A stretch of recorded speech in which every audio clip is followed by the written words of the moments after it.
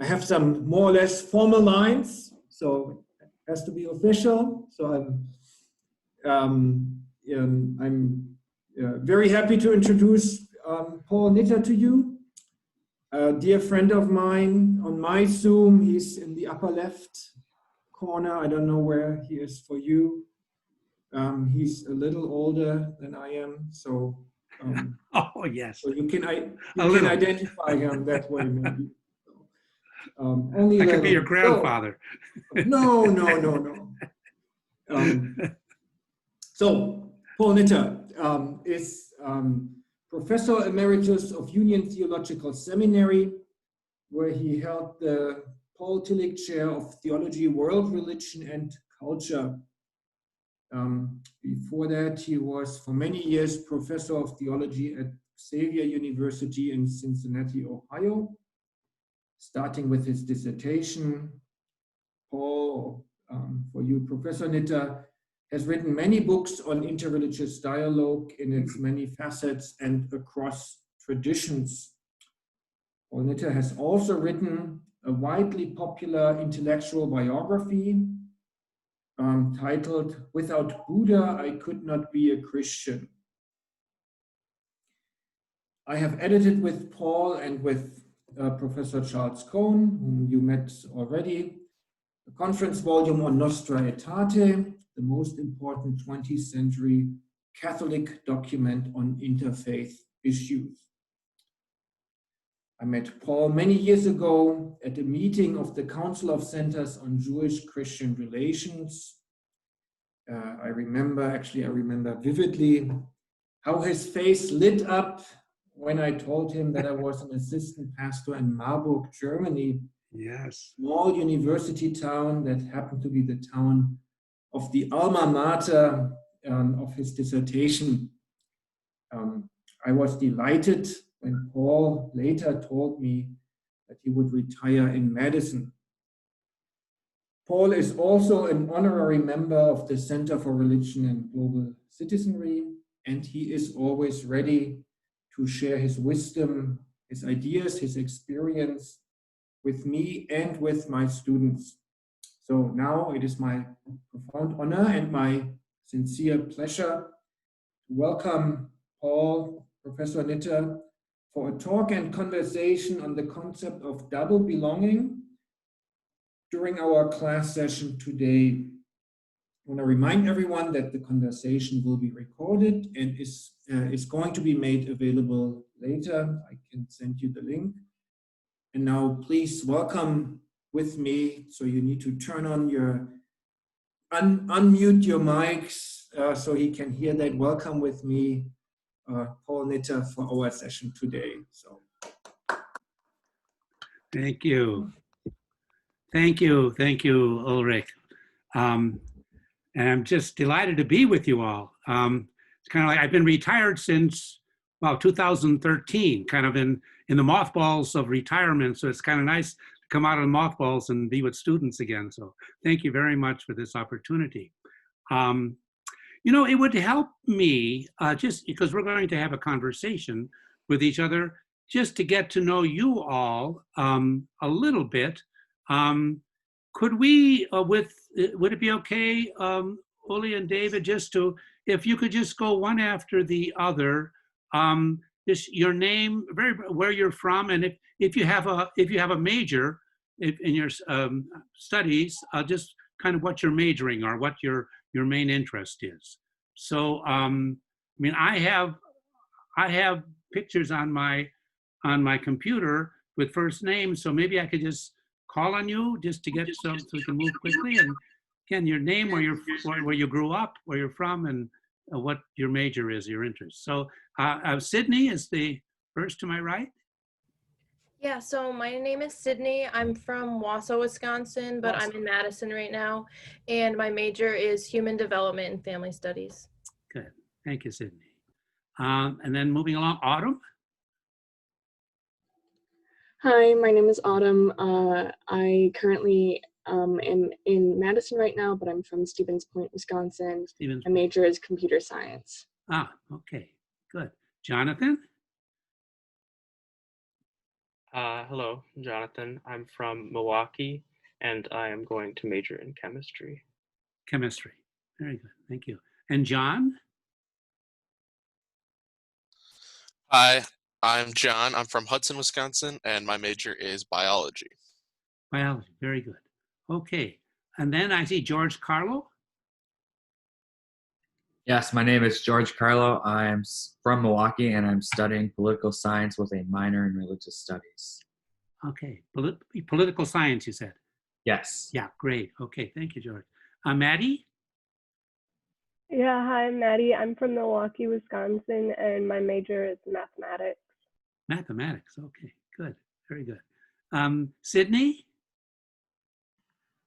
Hi, I am from East Troy, Wisconsin, which is a small town in like Southeast. And my major is social work and then also nursing. Did you say East Troy, Wisconsin, Sydney? Sorry, I was trying to unmute myself. Yeah, do you know where it is? I lived there for 4 years of my life in what was then a minor seminary on Lake Beulah. Yeah, I actually I live on Lake Beulah, so I know exactly what you're talking about. Oh my heavens! First time I met someone from East Troy. Now this was way back in, oh God, it was back in from 1952 to 1956 when I was there for high school. Yeah, great. Well, it's a pleasure to meet you. Thank you. You as well. Okay, and Rin?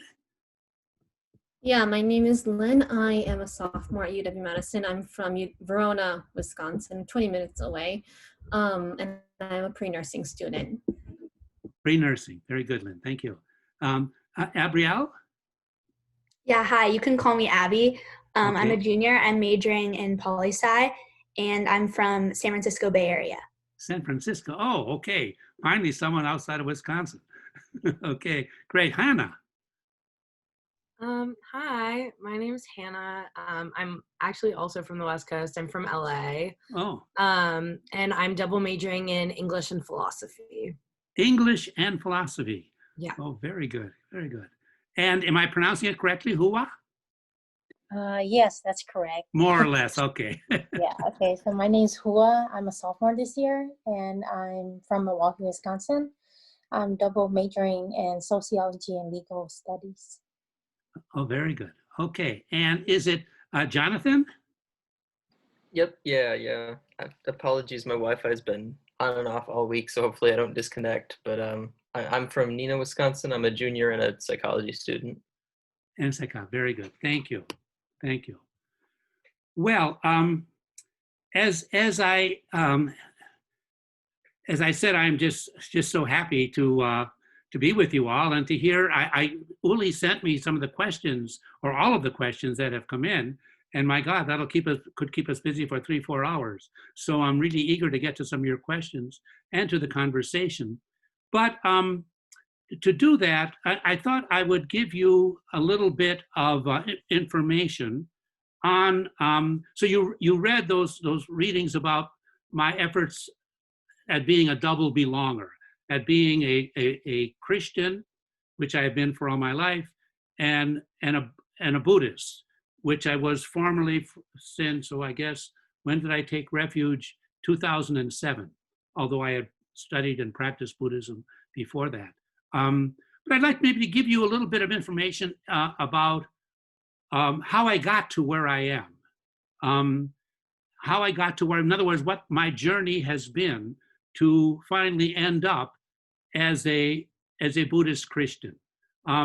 And I thought I made a little outline for myself for my thoughts, and I thought, wow, it might be helpful for you just to see the outline, because I want to try to move through it fairly quickly. So with David's help, I'm going to try to do a share screen so that you can see the. Oh, okay. Can you all see that? Yeah, okay, good. Well, listen, I started out, when I think way back now in East Troy, Wisconsin in 1952, by wanting to be a missionary. So I was just, I think, 13 years old, out of a Catholic high school. on the southwest side of Chicago, where I grew up. And I decided, excuse me, after grammar school, I should say, not high school. After out of 8th grade, I decided I want to be a missionary priest. And so I went to the Divine Word Seminary, which was located in East Troy, Wisconsin. At that time, about an hour and a half, 2-hour drive from Chicago, to where I started my studies to become a priest, to become a Roman Catholic priest and a missionary. And as a missionary, I loved people in other religions. And because I loved them, as I said there, I wanted to convert them. Because I felt that the only way they're going to make it, the only way they're going to be able to put their lives together and make it in this life and then get into heaven after they died, was if they believed in Jesus. And heck, not only that, not just to believe in Jesus, but they had to be a Catholic believer in Jesus. That's what I grew up with, that the Catholic Church was the one and only true church, and to be honored to be saved, you had to be a member of that Catholic Church. So and since I believe that, since I love these other religions, that's what I wanted to do. And I still remember, and I wrote it out there for you so you can see it. I still remember we would pray this prayer 3 times a day. You can see it there. May the darkness of sin and the night of heathenism vanish before the light of God's word and the spirit of grace. So in other words, all those other religions were darkness of sin, night of heathenism. And I wanted to bring the light of God's word and the spirit of saving grace and in order that they could be saved. At that time, I know you in your class, you've been looking at these different models for understanding religious diversity. I was an exclusivist, out and out, a happy exclusivist. Well, but as I continued to prepare, go through the seminary training, we studied these other religions. Now, you have to know the people you're going to try to convert. So I was starting to study Hinduism and Buddhism and Islam. And the more I did that, though, this comes the second phase, I became confused by what I saw in these other religions, which looked pretty good. Some of the teachings of Hinduism, especially of Buddhism, there was truth and beauty in these other religions. In other words, it wasn't all darkness of sin and a night of heathenism. So I was just struggling. I finished high school and then went on for my college studies in upper state New York, and then back to Chicago and north side of Chicago, all the while struggling with what does it mean to be a missionary? What is this, the meaning of all these other religions? And then after I finished my, what would be undergraduate studies, where I majored in philosophy as part of a Catholic seminary training, I received one of the greatest blessings of my long life. And that was, I was chosen to finish up the last 4 years of my theological studies in Rome, Italy. And I arrived in Rome in the end of September of 1962. And 2 weeks later, more or less 2 weeks later, I was standing in the Piazza San Pietro in St. Peter's Square in front of the big Basilica of St. Peter's in the Vatican to watch 2,300 bishops proceed into the Basilica of St. Peter's for the opening day of the Second Vatican Council. In fact, let me just 1 second here, one second.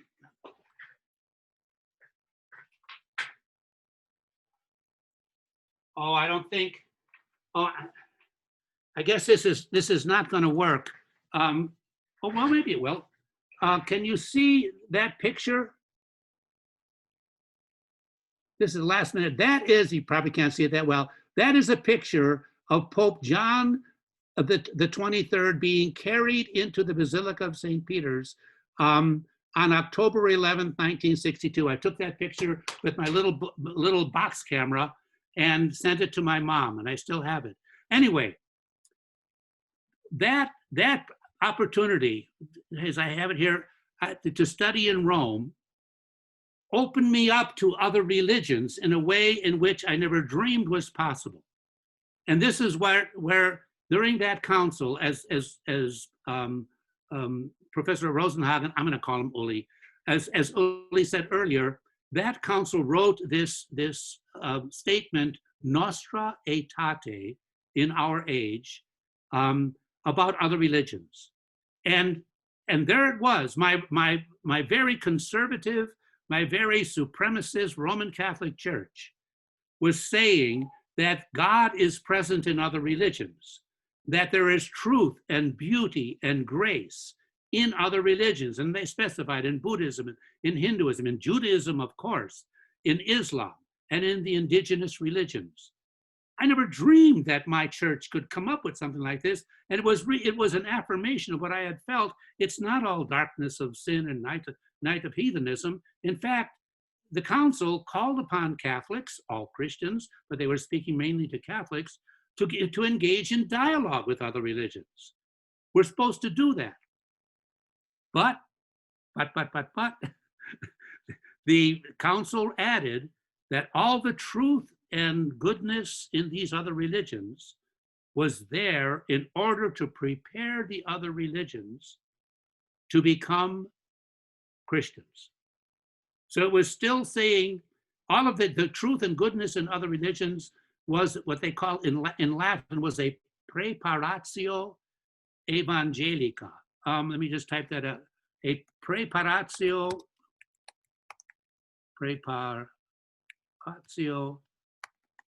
evangelica, namely a preparation for the gospel. In other words, Christianity and Jesus being the only true savior, Christianity is the fulfillment of all these other religions. There's truth and goodness, but it needs to be fulfilled in Christianity. Here I had become an inclusivist, moved from exclusivism to inclusivism in my own life. And I believe that firmly. But problems continued to develop. The more I thought about what does it take then to dialogue with other religions, as we're supposed to do, the council, Nostra Aetate, called us all Christians to dialogue. What does dialogue mean? It means you engage with someone in an effort to learn together, to learn from each other, maybe even to change your mind because of what you hear from the other person with whom you're dialoguing. But then the more I thought about that, how can Christians really honestly dialogue with other religions when Christians claim that they have the only savior, the final truth, the fullness of God's revelation? It would be kind of like to invite another religion to dialogue with that kind of an attitude, that kind of a theology, would be like inviting someone to a card game, but insisting that you get all the aces. You know, you start the game, but I get all the aces. You've got the final word. It just didn't make sense. And I struggled with that when I finished my doctoral studies in Marburg, and then returned to the United States in 1972.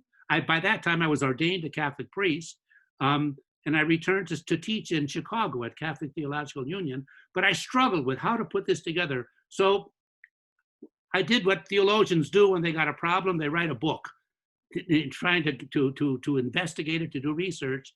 And I wrote a book called No Other Name, you have it right there, with a question mark. Namely, there's this text in the New Testament in Acts of the Apostles that says there is no other name given to human beings by which they can be saved other than the name of Jesus. Well, I wanted to question that. Is that true? Or how are we to understand that? And in that book, I worked out what would be called a pluralist view of other religions and of Jesus. And I have it there kind of in a short sentence. I made the argument that Jesus is indeed a savior for all people. And therefore Christians want to go out and tell other people about Jesus.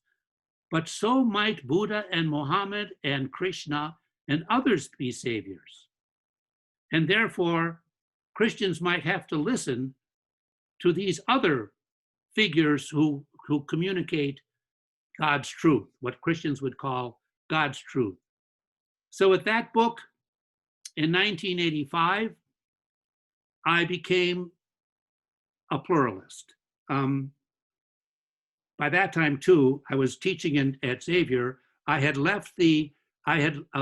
received permission to leave the Roman Catholic priesthood. This is just a footnote, a personal footnote. In 1975, I left the Catholic priesthood, received permission to do so, and I got married in 1988, on New Year's Eve of 1982. I'll never forget our anniversary, New Year's Eve, 1982. So I was a lay Catholic theologian. So, but something also happened shortly after I got married. This was due especially to the influence of my wife on me. She was very politically involved, and we got involved in working for peace and justice in El Salvador. So this was we started around 1985, and became members of a group called Cristianos por la Paz en El Salvador, Christians for Peace in El Salvador. Working, I can't go into details here, and you're all too young to know anything about those years, but those were the years when there was horrible oppression of the poor in El Salvador by the military government. And the United States under President Ronald Reagan was sending $1 million a day to El Salvador to support the military government. And my wife and I felt that that's not right. We got involved. Anyway, what I'm getting to, it was in El Salvador, in visiting with the struggling poor, the campesinos, and in being part of what are called base Christian communities, comunidades de base, where I became acquainted with liberation theology. And I don't know if any of you have heard much about liberation theology or maybe studied a bit about it, but that's the understanding of the salvation that Jesus brings means not just human betterment in heaven, it means human betterment through sustice and equity here in this world. And that became for me now a concern. And I try to summarize it in the sentence, in this sentence here. The question of why are there so many poor became just as important a question for me as why are there so many religions. So it's the many poor and the many religions. These were the concerns that occupied me as a Christian believer, but also as a theologian. And just to mention it here, what I worked out at that time is my conclusion was, and this touches on a couple of the questions that came up from you, that the many religions today are called upon to cooperate in working for justice for the many poor. So it is an interreligious dialogue that seeks to promote the well-being of humanity. And now, this was back in the 80s when I first formulated that, the well-being not only of humanity, but the well-being of the planet. This is what calls the religions together for cooperative dialogue and collaboration. Well, but as I was teaching at Xavier, and then later at Union Theological Seminary in New York, at Xavier University, I started to teach a lot of courses on other religions, always as not just to study other religions, but to dialogue with other religions. Xavier University is a Roman Catholic university. I'd say 80% of the students are Roman Catholic. That doesn't mean believing Roman Catholic, but with background in Roman Catholic.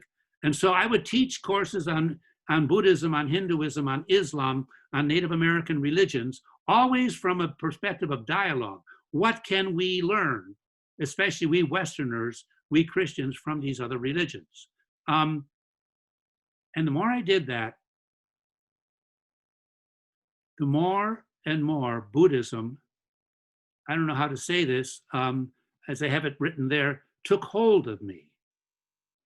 Buddhism became, it was perhaps the religion that is most different from Christianity, but it's the religion that appealed to me, that challenged me, that touched me, and more. And so I at that time, I began a Zen Buddhist practice. I went to the Zen community in Cincinnati, and more and more, and tried to deepen my study of Buddhism, as well as my practice of Buddhist meditation.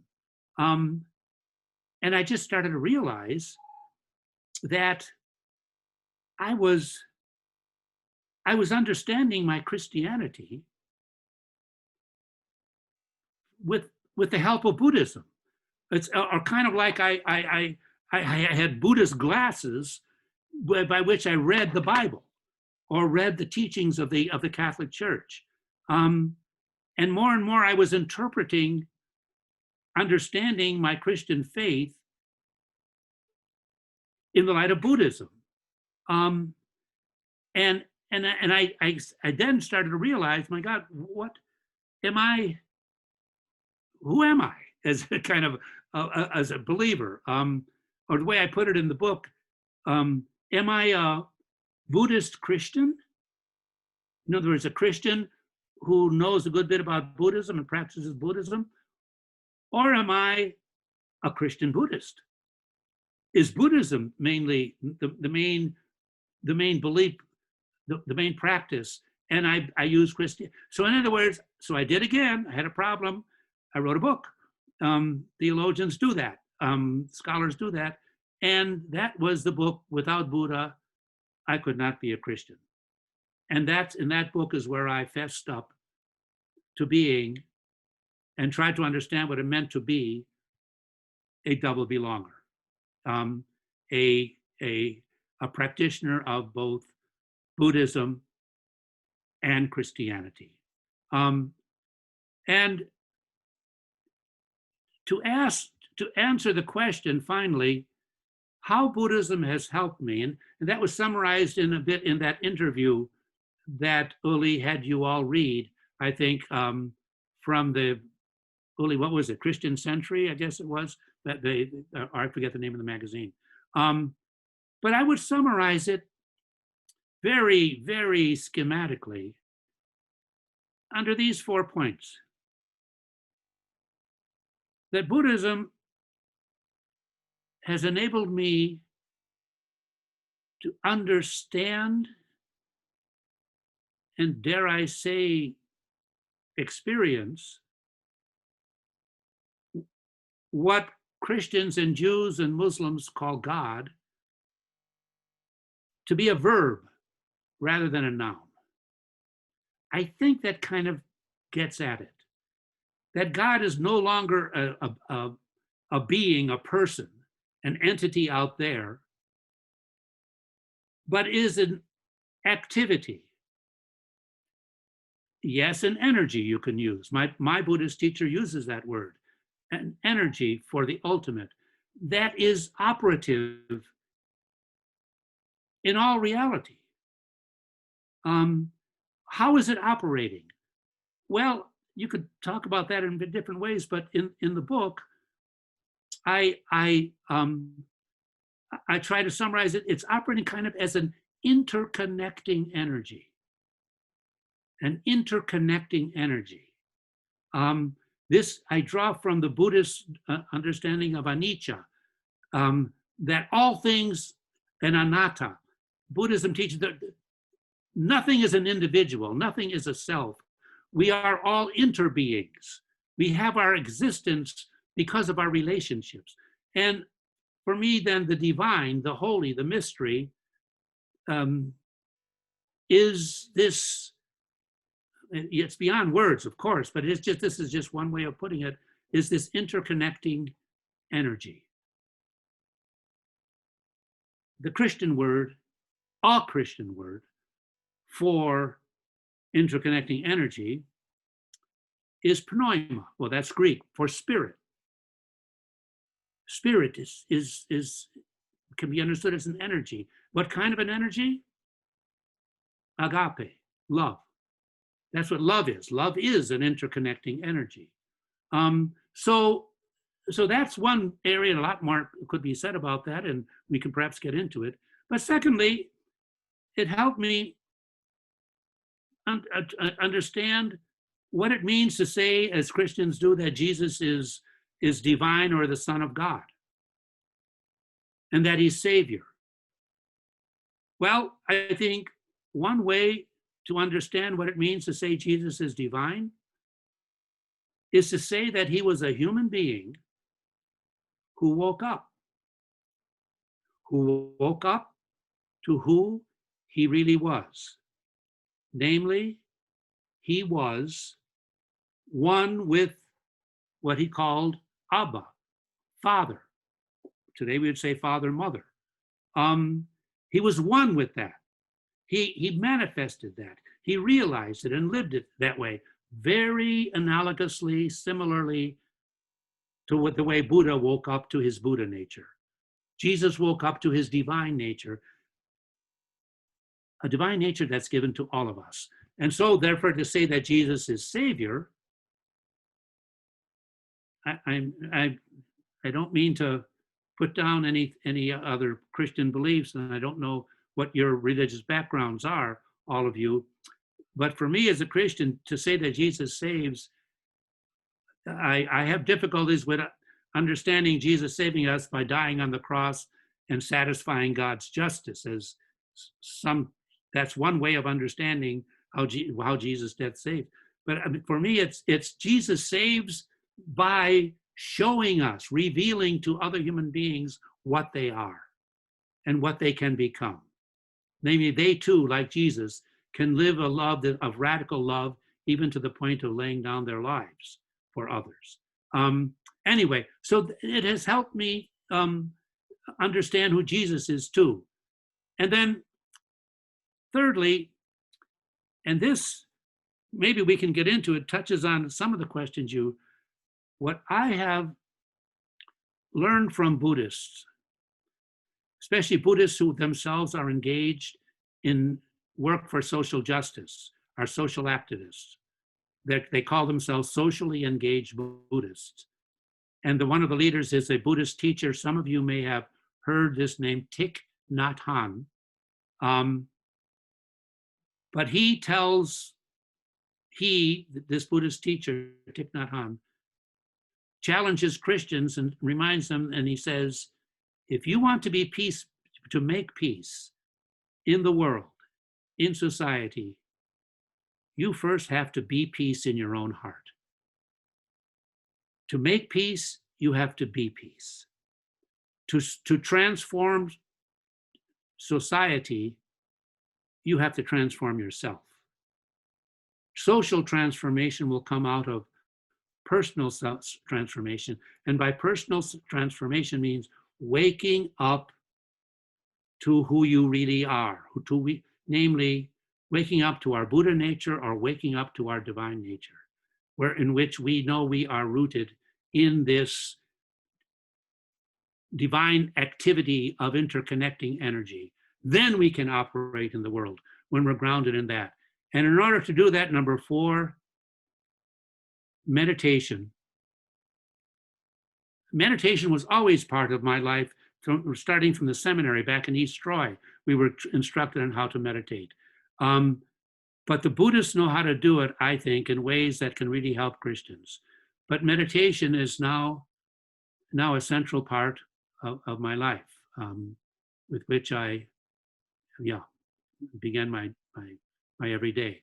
And I'm just adding that too just for general knowledge, more to inform you, my wife and I, my wife is also brought up a Catholic, but also now a Buddhist. She's no longer a Catholic as I am. She's just a Buddhist.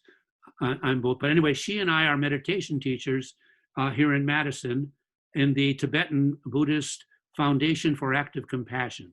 And we have a little Sangha, that's the Buddhist word for community, here in Madison. We're Buddhist teachers, and we have a community of Buddhist practitioners. Well, that, by way of kind of a little background and introduction, I will now stop the screen share and turn it over to Uli and David. Thank you all for your attention. Thank you.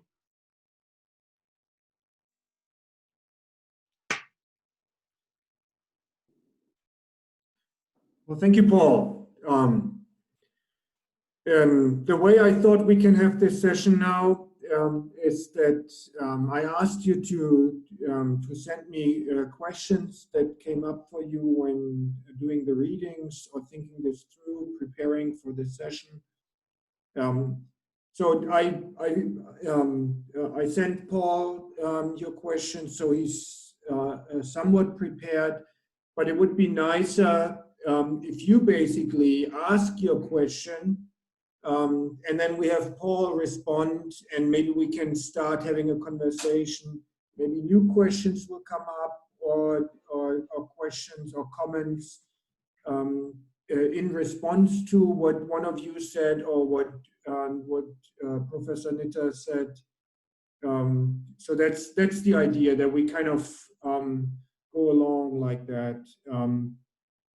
And I can.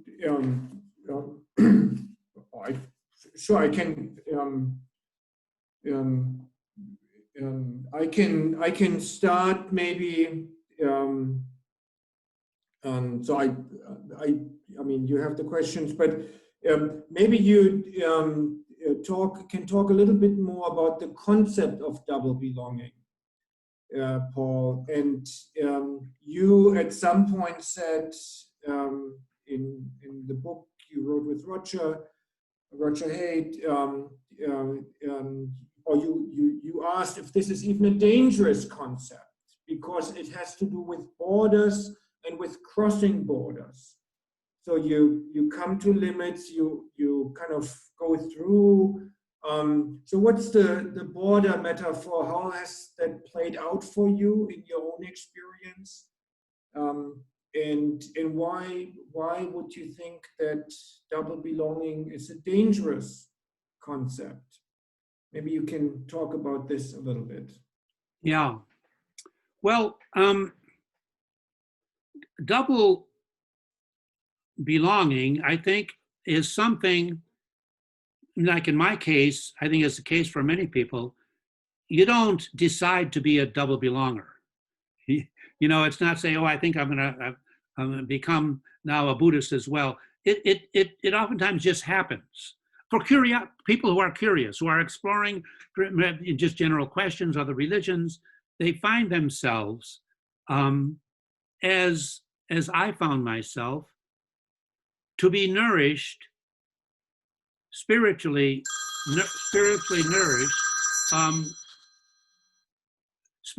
nourished by two different traditions. And when I say spiritually nourished, you know, I mean that I have a Buddhist practice and I have a Christian practice. And I need both of them. So that means, and someone raised, one of the question was,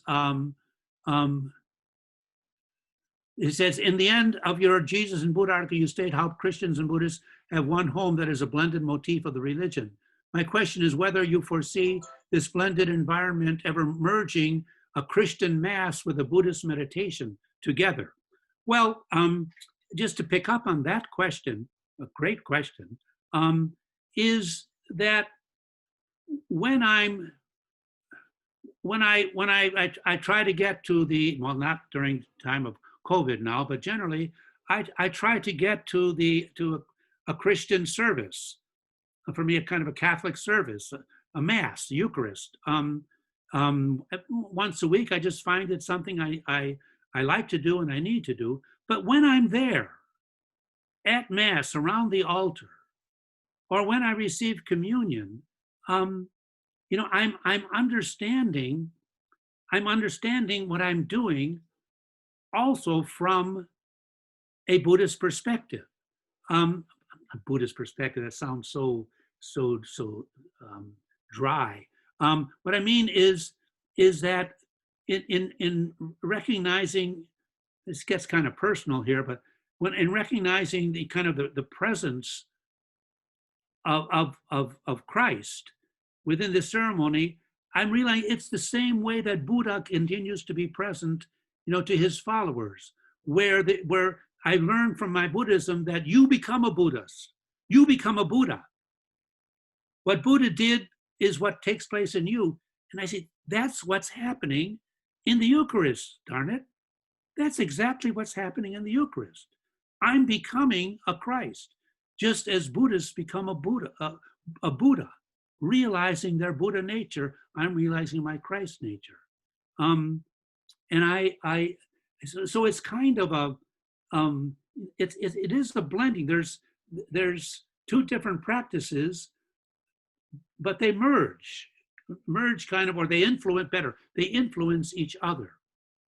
And as far as that question that came up here, where was it? Do you foresee the blended environment ever merging a Christian mass with a Buddhist meditation together? I don't know who of you wrote that question, but yes, I've experienced that when, this is years back, when I was with a Jesuit friend of mine in Sri Lanka. He's a Buddhist scholar, Aloysius Pieris, for Uli and others who might know the name. Father Aloysius Pieris, he's a Buddhist Christian. And I attended a Eucharist with him where there were Buddhists also there at the Eucharist. And part of it, we had a longer periods of silence where we did Buddhist meditation after we reread the readings from the New Testament or from the Bible. And so it was a kind of blending. I saw the same thing around that same time. We're talking about the end of the early 90s in India, in Bangalore, outskirts of Bangalore, where there was a Catholic mass that was just infused with Hindu practices, with arti, with the smoke and the candle and the quiet as well. So, I mean, it's happening in Asia more than here in the United States, where there is actually a liturgical double practice. Now, the dangers, Uli, and I don't want to avoid talking about the dangers, is that it can become kind of a dabbling, as I think I had it in that reading, I think I did, a dabbling in the divine deli, where you take a little bit of here and a little bit of that, and you don't go deeply into either religion. That is a danger. Or now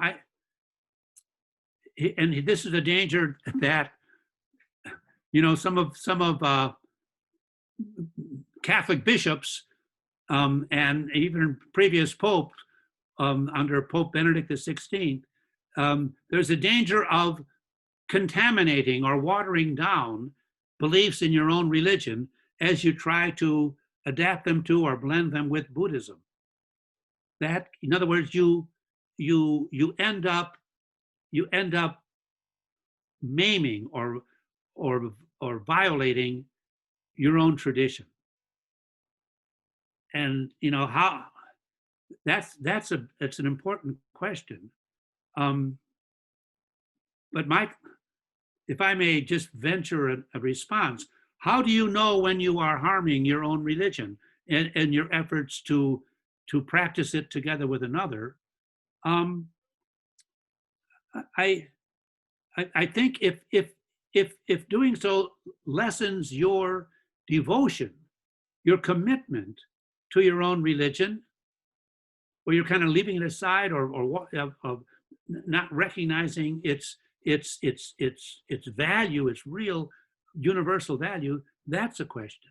That's an indication that maybe something is going wrong.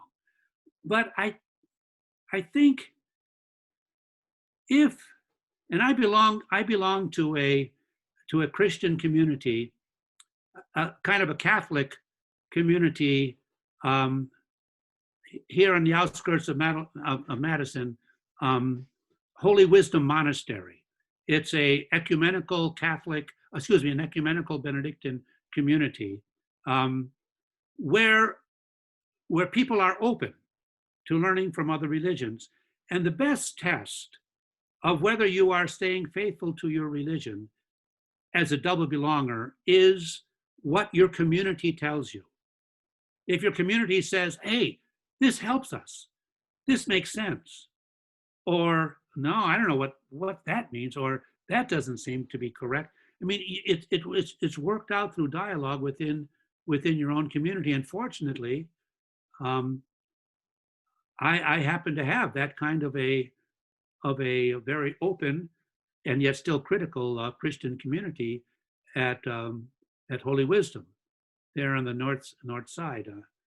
I think in Middleton, I guess would be in Middleton, where it's located.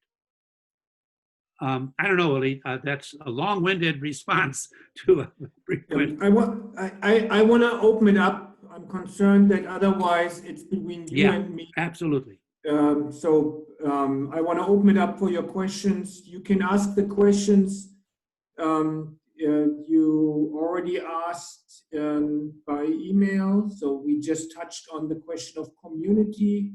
Maybe that's a route you want to go. There was a question about your own relationship to the Catholic Church. Well, can I just address that very briefly? Okay. That was why don't you answer this, Paul? Why don't you answer this, and then I want to open it up. Great. And you can all jump in and at any time, and I hope we have a lively conversation.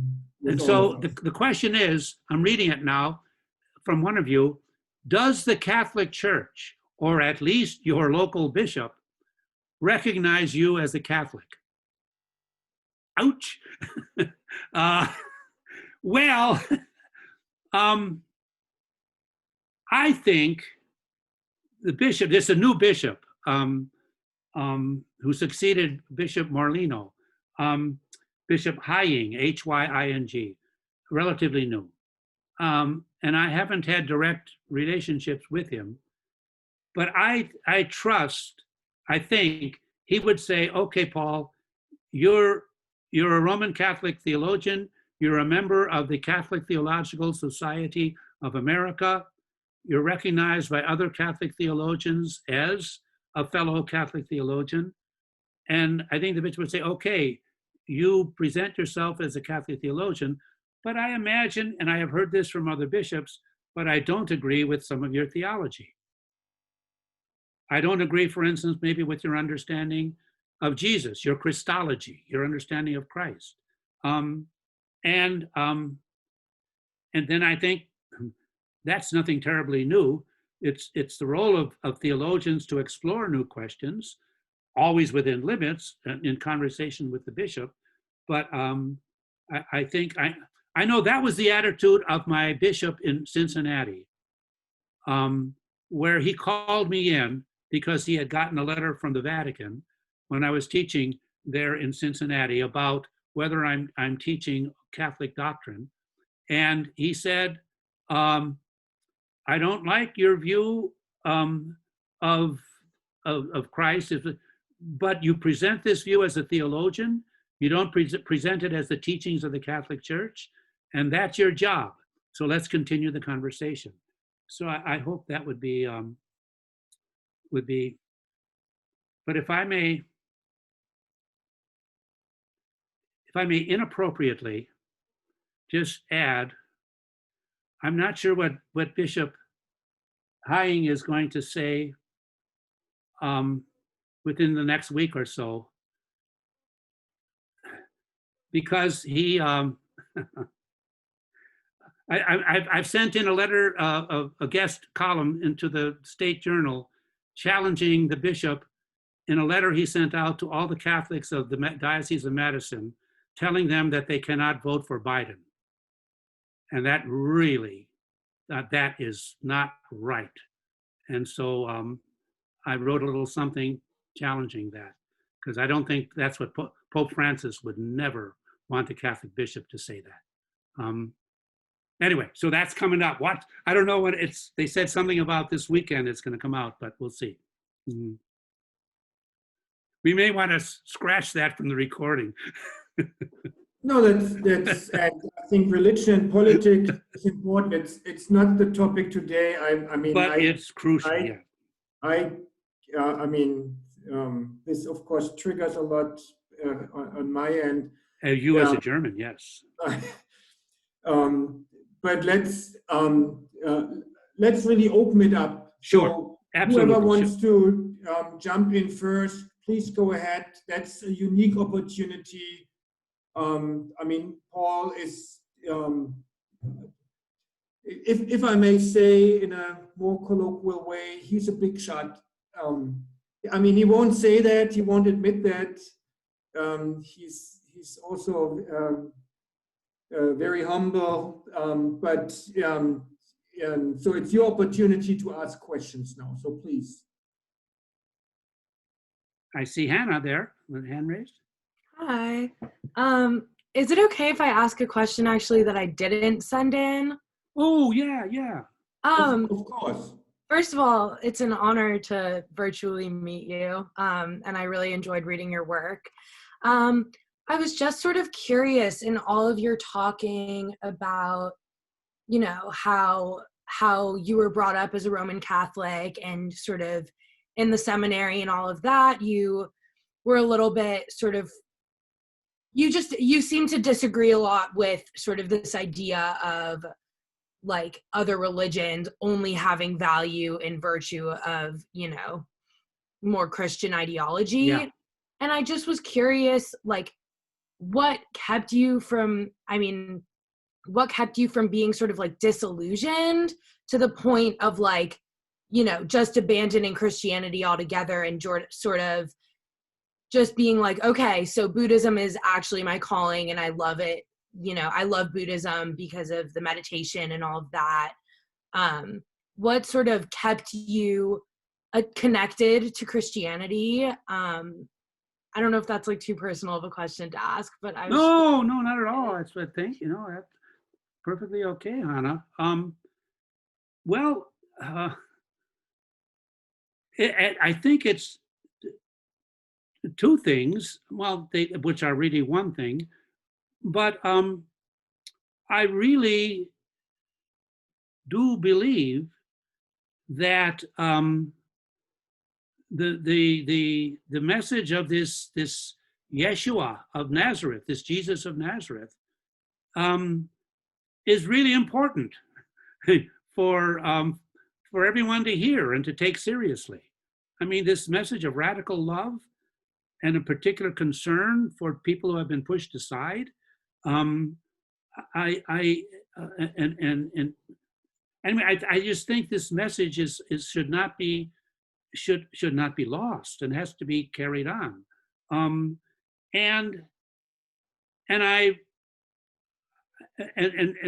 also, Hannah, because I'm a theologian, a Catholic theologian, I had this wonderful opportunity, especially those years from 62 to 66 in Rome, where I saw my staid, stolid, stuck in the mud Roman Catholic Church come alive, you know, with a real effort. I mean, when my Catholic Church finally took the challenge of Martin Luther seriously and started to reform itself, and in a way in which it went even beyond what some of the Protestants were doing.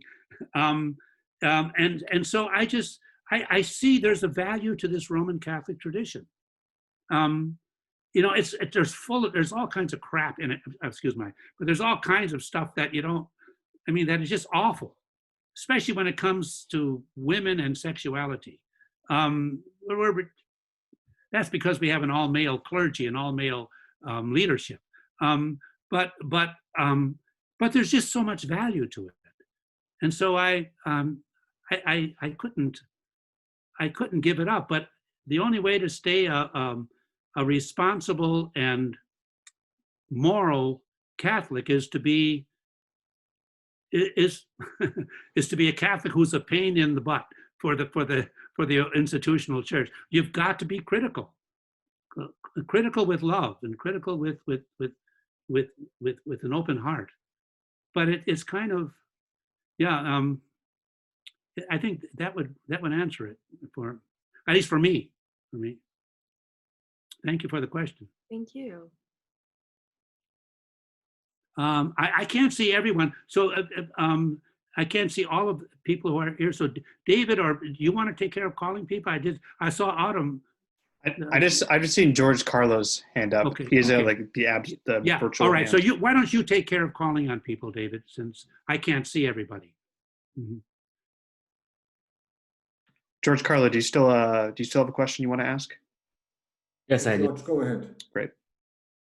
First, I would like to say thank you for coming to talk to us, Professor Dinner. It's been great to hear you talk and to hear your opinions. I just have a question about how you reconcile your Christian identity with Catholic teachings regarding having multiple religious affiliations. I'm thinking mostly of Pope Leo XII's papal encyclical Ubi Primum. I think it says something along the lines of like, we cannot be a part of both the Catholic faith and approve of a sect who professes like false teachings or is inconsistent with another, contradictory, or confer eternal rewards on their members. So how do you reconcile those two, your own Catholic perspective versus a official Catholic document? Oh, wow, George Carlo, you really impressed me with this Ubi Primum. I must say, there's. I had never heard of it. But I'm ashamed to admit. But I don't know if you could send me the reference to it. I'd like to. There are others you could have used too, but I mean, I'd love to hear that one. What year is that from? It is from 1856, I want to say. Was that Leo the 13th or Leo the 12th? It was Leo the 12th. 12th, okay. He gave it right after he assumed the pontificate at St. Mary Major in Rome.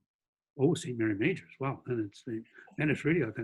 Well, you know, I could pull a fast one on you, and I think I will. A Catholic fast one, to say that, well, that was not, that was a Pope not speaking.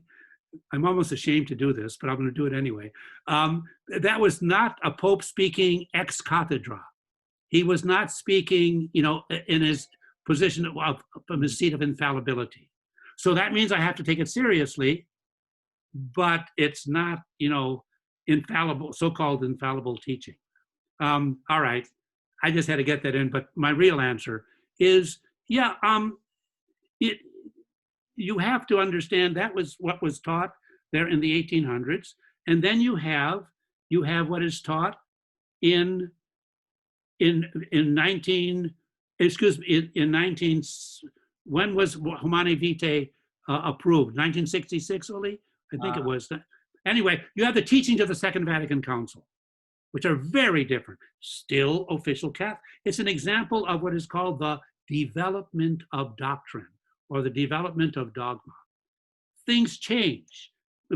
And today, in a world in which we were so much aware of religious pluralism, the Catholic Church made an effort to really open itself and to see the value of other religions. That statement from the Pope was written at a time when that prayer of mine was written. May the darkness of sin and the night of heathenism vanish, when it was considered all of the religions were not only erroneous, they were, for many days, they were even diabolical. That changed. And I think we have to recognize that. But going a level a little bit deeper, George Carlo, if there is, I'm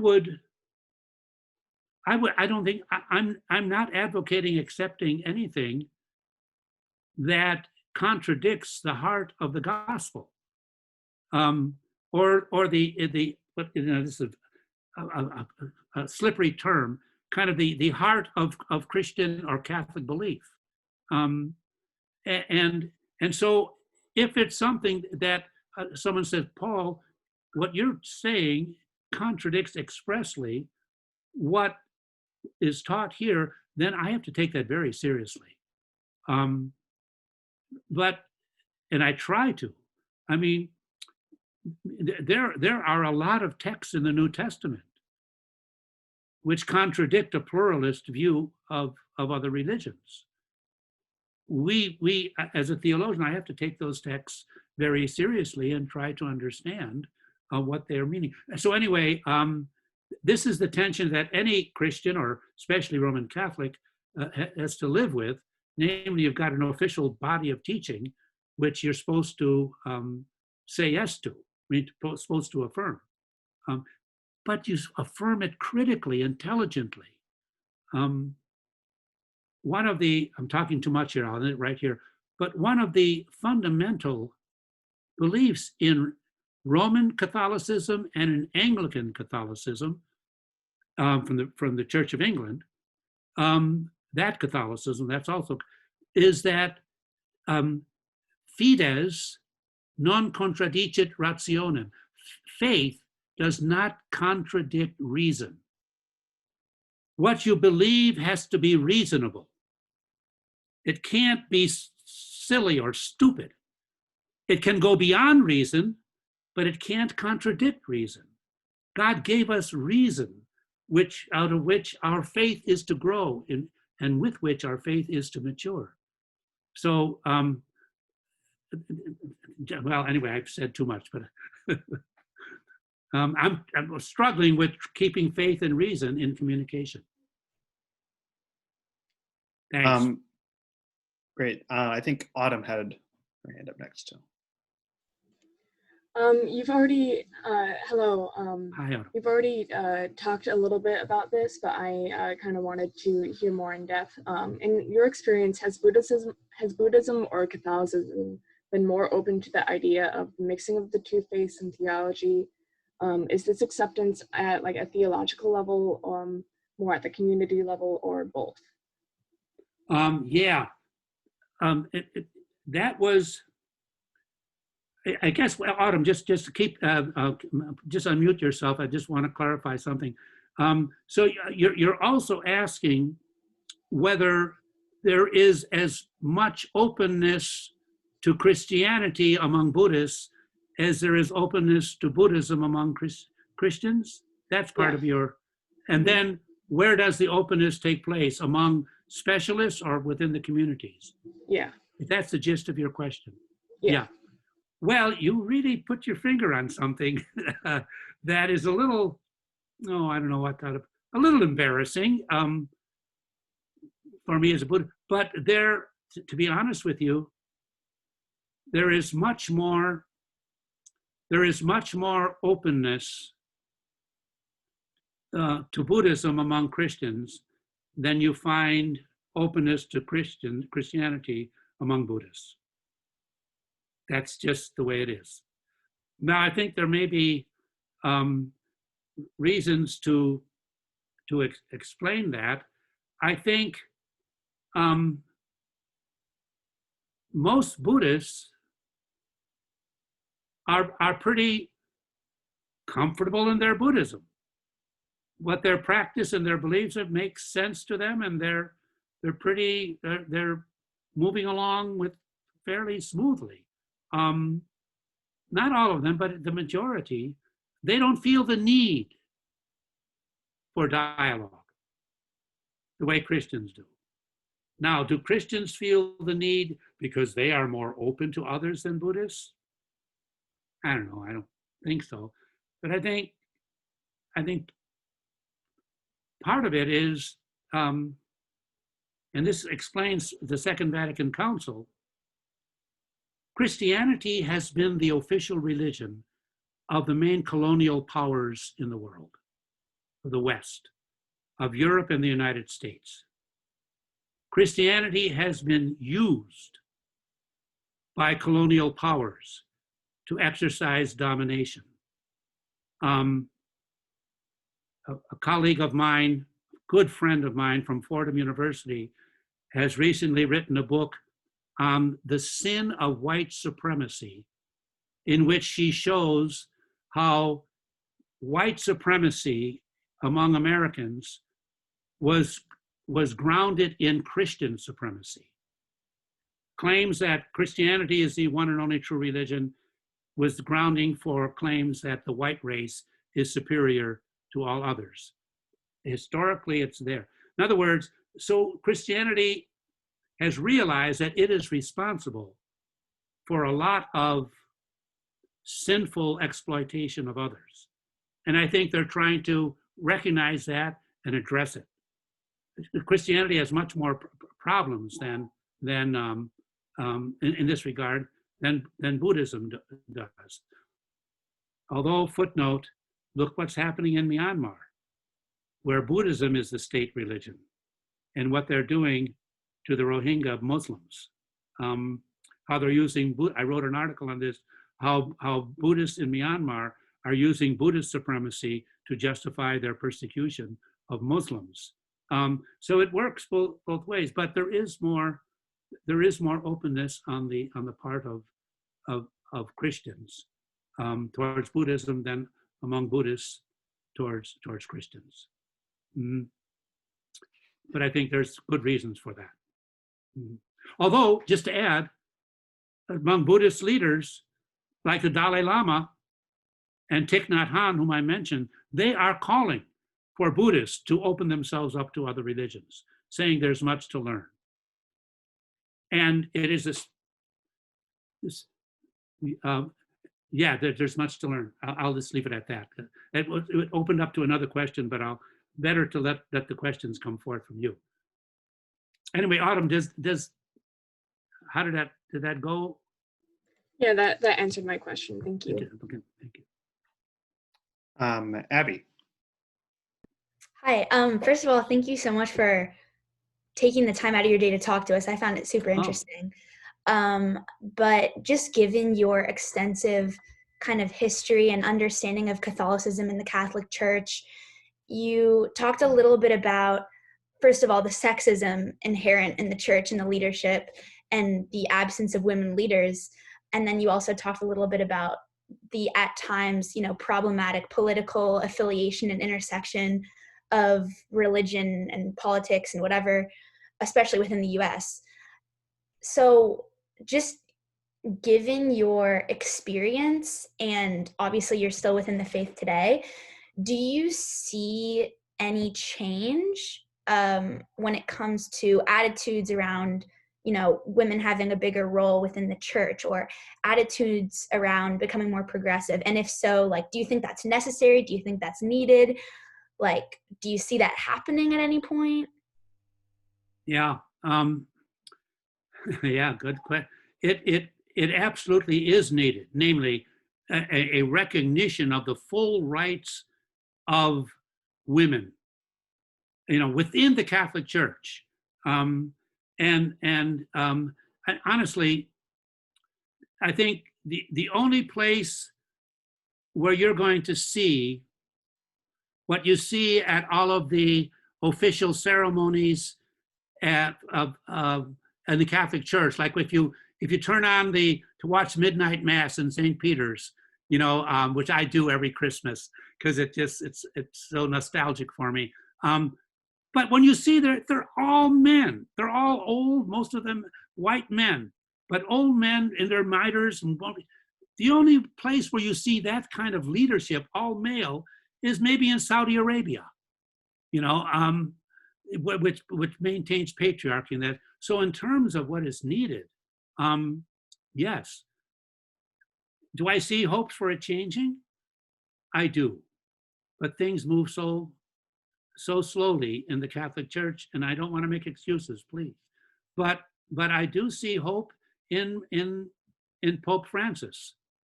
I mean, he has come out very clearly, and again, just recently, within the last week or two, saying and appointing women, but saying that women have to have more positions of authority within the Catholic Church.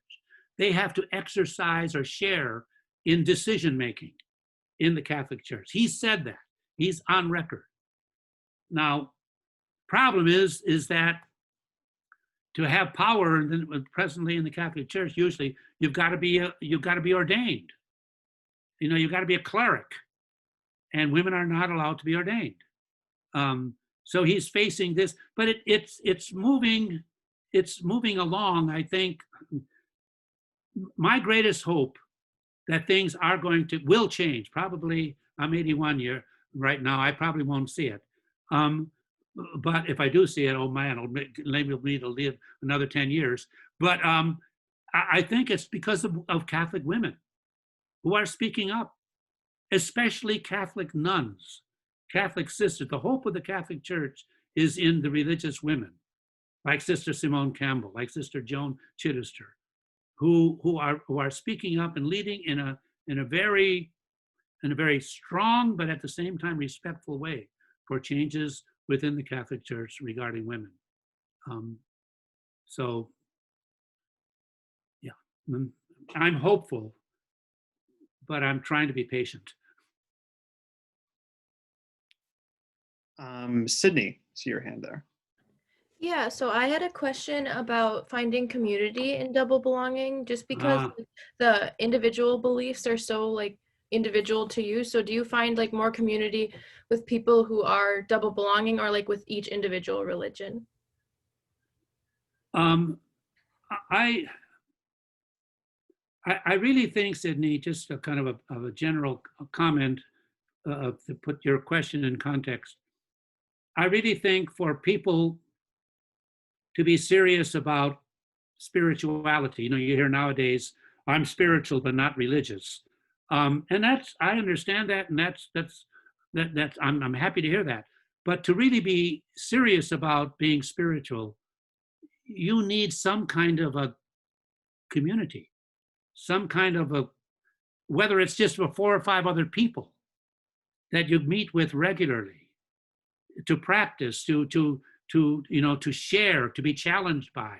And so I think you do need a community, and Catholics, speaking to Christians in general, but especially Roman Catholics, nowadays, we have to shop around for a parish, to find a parish where there is this openness and it's not easy. And fortunately, as I said, I was one of the blessings when my wife and I decided to retire here in Madison. I didn't dream that I would find a community such as I found at the Holy Wisdom Monastery there on the Middleton, where it is a community. And not all of them are double belongers. And I'm not saying, but they're all open. They're all open. They're eager to and they recognize the sinfulness. Well, I don't know if they use the word sinful, but they recognize the danger of Christian supremacy, of Christians thinking that they have the one and only or the best. I mean, and so that's a community where I'm fortunate. But I also need a Buddhist community. That was a little bit harder to find. So Kathy and I, my wife and I, we just founded our own. Yeah. Did that get to your question? Yeah, thank you. It was good. Okay. So I see your hand, George Carlo, but Hannah had her hand up for a while, and Jonathan, I think you were going to raise your hand. So I think because of time, we want to limit to maybe just Jonathan and Hannah's questions. Well, and then... how is everyone in terms of time? Can we have 3 short questions and maybe 3 more or less shorter answers, so that we? Yeah. But I understand if you have to go. But I want to, since now we have a few. See, this always happens, that we get into this. It's a slower start, and then all of a sudden questions pop up, and then time is up. But I want to make sure that we can have those 3 questions. Paul, I hope that's okay with you. Sure. And if anybody of you has to leave already, that's also fine. I think we are. So we are Ariel. That's totally fine. So just for the ones who are still here, let's hear them out, and then we finish up afterwards. Yeah, I'll make it quick. I I have a bit of experience. I'm Jewish personally, but my dad's best friend from college is Roman Catholic, and I have some other Roman Catholic friends who are all really amazing people, but are very like stuck in Roman Catholic view, like traditional Roman Catholic views. And I'm just curious if you see people like that, like changing in terms of like people who are really sort of, you know, there's a lot of value in traditional Roman Catholic teachings, of course, but I think there's a lot of value, as we've been talking about, in sort of shifting our perspectives. And I was just curious if you see those people, those sorts of more traditional people starting to change, or if you still think there's like a long way to go in the more traditional sects of the Catholic Church. Yeah. Okay, and I'll try to be brief too. There's just like our country, Hannah, the Roman Catholic Church in the United States is deeply divided between the so-called, more traditionalists and the so-called more progressives, and that's just the way it is. I mean, but I do feel that there is now. You see, brief. Second Vatican Council really opened up things for the Catholic Church. And that was wonderful, and it got things rolling. And then a couple of popes came along. The Polish Pope, John Paul II, really tried to shut things down. He was not in favor of this openness and wanted to exercise greater control. And so now we've got this Vatican II Catholics, and then we've got this Pope John Paul II Catholics kind of, and there are tensions. My hope is Pope Francis is opening us, returning us to the spirit and the vision of the Second Vatican Council. He's running into a lot of opposition, but he's calling for this change, and he's made some very bold statements already, and I'm hoping that possibilities of greater openness are going to develop and grow. Jonathan, did you still have a question? Yeah, it was really encouraging for me to hear that you and your wife have a meditation practice, like teaching meditation. That's awesome. I've been wanting to start, but I guess I see it as more of like a chore right now, and I really want to be able to switch to it being something that's like peaceful, that I'm looking forward to, that I can get into a habit of. And I was wondering how you started with that, what your technique was. Well, I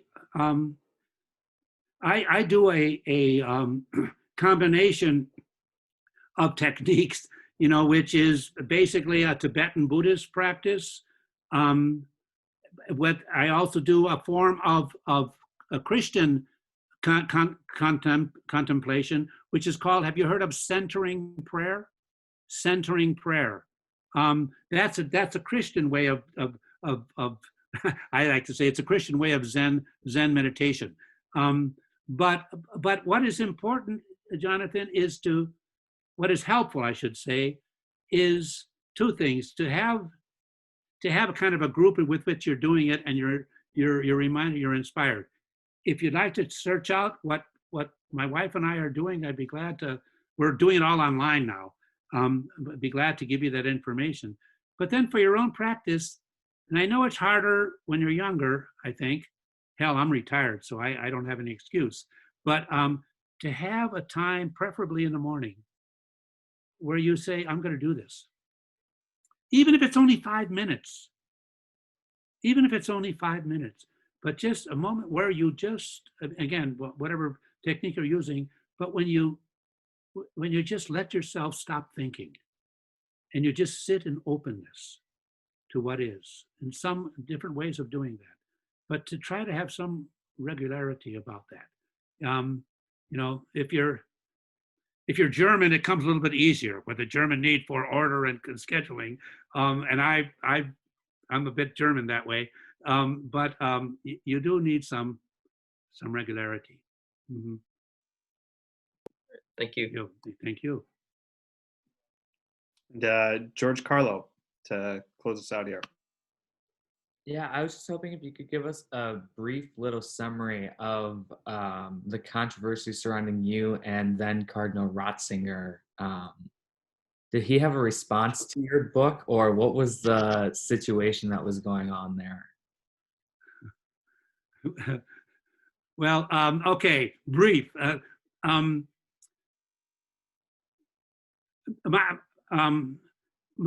troubles with Cardinal Ratzinger go way back to the 80s when he was prefect of the Congregation for the Doctrine of the Faith when I was in Cincinnati, and he raised some questions about my teaching about Jesus, as I mentioned.